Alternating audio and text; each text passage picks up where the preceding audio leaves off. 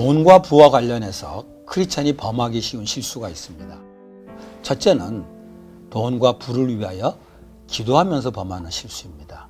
하나님, 제가 돈을 많이 벌게 해주시면 그것으로 헌금도 풍성하게 하고 가난한 이웃에게 풍성하게 나누겠습니다. 그러니 돈을 좀 많이 벌게 해주세요 라고 기도하는 사람들이 있습니다.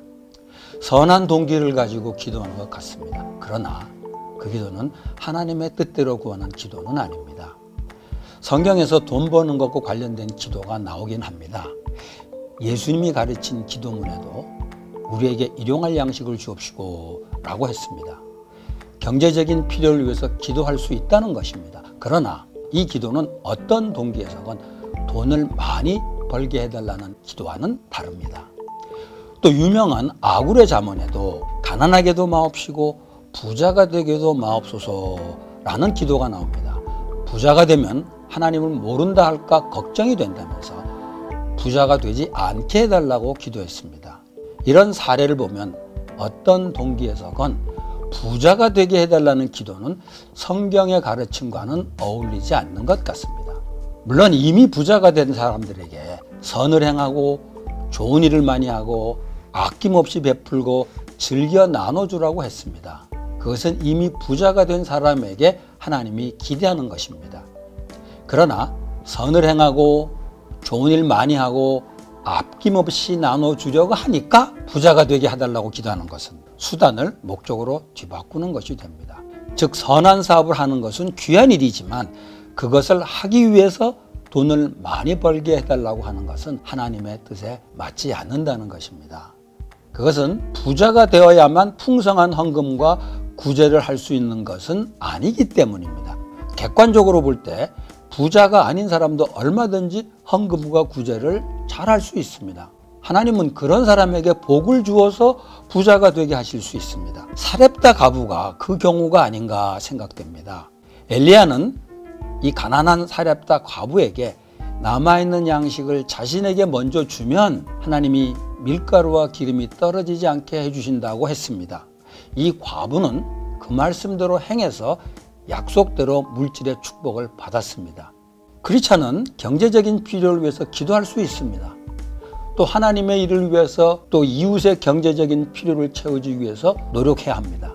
그러나 이 둘을 엮어서 하는 기도는 돈을 많이 벌고 싶은 욕심을 정당화하고 싶어서 그러는 것처럼 보입니다.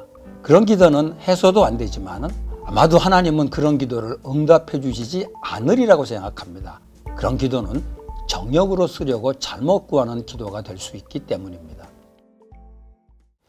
둘째는 경건하게 살면서 부자가 된 사람들이 간증을 하다가 범하는 실수입니다. 저는 하나님이 복을 주셔서 사업을 잘했고 돈도 많이 벌었습니다.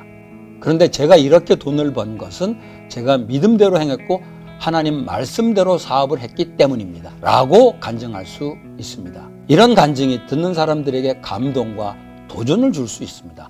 그러나 자신에게 일어난 일을 일반화시켜서 믿음으로 행하면 돈을 벌 수밖에 없다거나 하나님 말씀대로 사업을 하면 사업이 잘 될 수밖에 없다고 말한다면 그것은 역시 하나님의 뜻을 조금 벗어난 이야기입니다. 이 세상에는 믿음 생활을 잘 하지만 가난하게 사는 사람들이 있고 말씀대로 사업을 하느라고 했지만 사업에 실패하는 경우가 왕왕 있습니다. 그런데 자신의 경험을 근거로 이렇게 단정적으로 말한다면 나름대로 믿음 생활했지만 같은 복을 누리지 못하는 사람들이 두 번 상처를 받을 수 있습니다. 가난하게 살거나 사업에 실패한 것도 힘이 드는데 그게 믿음이 부족했거나 말씀대로 하지 않았기 때문이라고 하는 것이니 이중으로 상처를 받게 되는 것입니다. 자신의 삶을 돌아보고 하나님께 감사하는 것은 얼마든지 할 수 있습니다. 그것이 간증의 순기능입니다. 그러나 자신의 사례를 일반화해서 그것을 하나님의 절대적인 가르침으로 전달한다면 그렇지 못한 사람에게 상처를 주게 되는데 그런 사람은 본의가 아닐지 모르지만 소자로 실족해 하는 죄를 범하는 것입니다. 셋째는 목회자들이 성도들에게 기도를 독려하다가 범하는 실수입니다. 여러분, 경제적으로 어렵다면 하나님께 기도하세요. 그러면 하나님이 다 채워주십니다.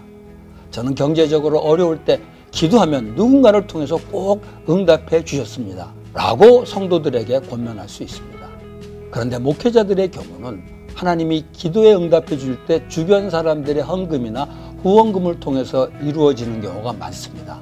그러므로 이런 권면을 들은 대부분의 성도들은 목회자의 처지와 비교하면서 괴리감을 느낄 수 있습니다.